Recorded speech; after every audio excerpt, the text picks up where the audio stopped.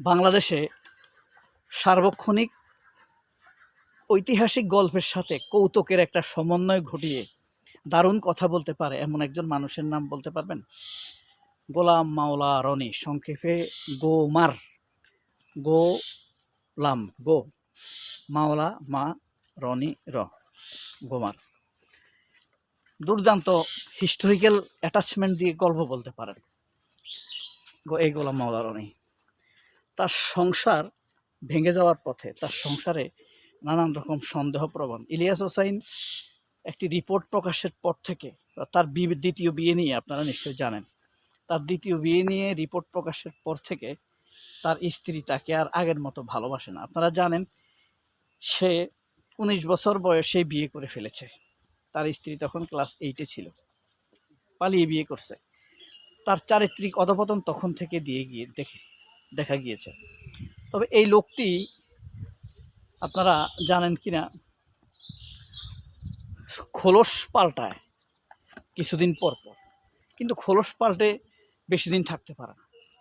কারণ হইল কি, ওয়ান্স আওয়ামী লীগ এভার আওয়ামী লীগ। আওয়ামী লীগ করা লোক তো আওয়ামী লীগ করছে, সেখান থেকে লাত্তি উষ্টা খেয়ে নিরপেক্ষতার ভান করে কিছুদিন নিরপেক্ষ ছিল।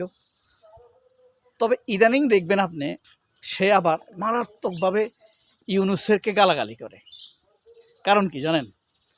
ইউনূসকে ভারত অপছন্দ করে, সেও অপছন্দ করে।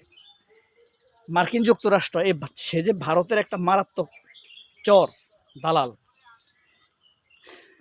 এই কারণে এক সময় আমেরিকা তাকে ভিসা দেয় নাই।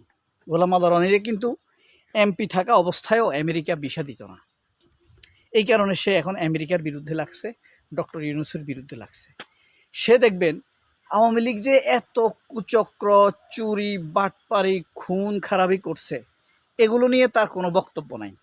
তার বক্তব্য মন গড়া, ডক্টর ইউনূসকে নিয়ে সে গালাগালি করবে, তুচ্ছতাচ্ছিল্য করে কথা বলবে। ফ্যাক্ট হলো, সে হলো স্ট্রেস, তার মনে কিন্তু শান্তি নাই। হাসির আড়ালে তার অশান্তি, সংসারের অশান্তি, ব্যবসা বাণিজ্যের অশান্তি, আমেরিকা যাইতে না পারার অশান্তি। ইলিয়াস হোসাইন তাকে কিন্তু আপনার জাহান্নামের তাপ দিয়ে দিছে তার জীবনে। ইলিয়াস হোসেন, সাংবাদিক ইলিয়াস, এই রিপোর্ট প্রকাশের পর থেকে গোলাম মাওলা রনির সংসারটা জাহান্নাম হয়ে গিয়েছে। এখন সে বুঝতে পারছে কত ধানে কত চাল, ইলিয়াস হোসেন কি জিনিস। তো সে আসলে অসুস্থ। এরপর থেকে আপনি বলতে পারেন কোনো কিছুতে সে স্থির থাকতে পারে না। কখনো একে গালি দিবে, একে নিয়ে তুচ্ছতাচ্ছিল্য করবে। হ্যাঁ, আপনার যদি কখনো কৌতুক প্রতিযোগিতা হয়, হ্যাঁ, জোকারদের ধরেন, দিলদার, টেলিসামাদ, হাসমত এবং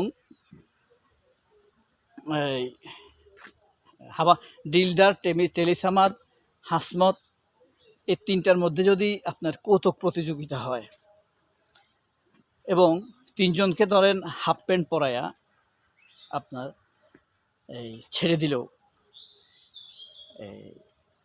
শুধু পাদ মারবে অনবরত, দেখা গেছে দিলদার যদি 10টা মারে, গোলাম মাওলা রনি 100টা মারতে পারবে। কারণ তার মনে মগজে হইল জোকার, এমনি ব্যক্তিত্বহীন। সে গোলাম মাওলা রনি ব্যক্তিত্বহীন, মারাত্মকভাবে ভীত, কথা বলতেও সে অনেক সময় কাঁপে। বুঝতে পারছেন? সম্প্রতি আপনার ব্যারিস্টার আরমানকে নিয়ে সে একটা কথা বলছে। ব্যারিস্টার আরমান অসুস্থ। অ্যাকচুয়ালি গোলাম মাওলা রনি অসুস্থ। হ্যাঁ, মাইন্ড ইনফ্লুয়েন্স জোক, MIJ ডিজিজটার নাম, মাইন্ড ইনফ্লুয়েন্স জোক। একটা আছে সুস্থ যোগ করা, সেটা হইল জোক ইনফ্লুয়েন্সড, এটা হলো মাইন্ড ইনফ্লুয়েন্সড। তার মনটা প্রভাবিত, যোগকে প্রভাবিত করতে পারে না। তার মন অর্থাৎ সে কৌতুককে নিয়ন্ত্রণ করতে পারে না, কৌতুক তাকে নিয়ন্ত্রণ করে। বুঝছেন? MIJ, mind influencer joke. এই রোগে আক্রান্তরা একমাত্র নিজেকে ফিট মনে করে, আর কাউকে তারা ফিট মনে করতে পারে না। তাদের দৃষ্টিতে সবাই আনফিট, একমাত্র ফিট হইল সে নিজে। বুঝতে পারছেন? গোলাম মাওলা রনি সেই রোগে আক্রান্ত।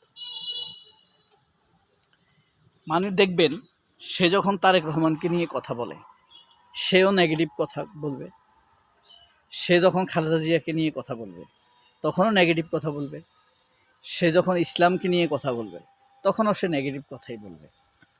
হ্যাঁ, তো অনেকে মনে করে আরে দারুণ যোগ করে সে, বুঝছেন? তো বাংলাদেশের মিডিয়া এটা বুঝে না তা না, মিডিয়া এটা বুঝে, কারণ মিডিয়া নিজেও তো একটা চরিত্রহীন, বুঝেন নাই? নাইলে এই যে মেঘনা আলম, মাওলা রনি,